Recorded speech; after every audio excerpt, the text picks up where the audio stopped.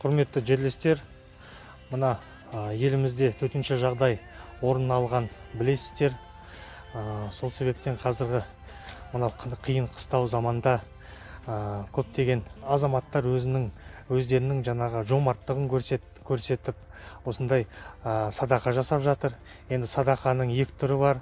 Өздеріңіз білесіздер, біреуі жасырын садақа, екіншісі жария садақасы. Міне осы ауылымыздың бауырымыз, мына Бауыржан Нұрғазыұлы деген азаматымыз сол жария садақа жасап, мына ауыл тұрғындарына, мұқтаж жандарға, бірінші, екінші топ группадағы жаңағы инвалидтерімізге өзінің көмегін көрсетіп жатыр. Бұл әрине енді сондай бір игі іс-шара деп ойлаймыз.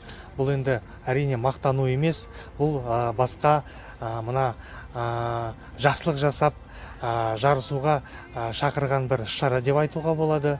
Сол себептен мына көптеген біздің жаңағы таратқан азаматтарымыз өздерінің ізгі ниеттерін білдіріп, рахметтерін айтып, осындай қиын заманда ұмытпағандарын білдіріп, өз ықыластарын білдіріп жатыр.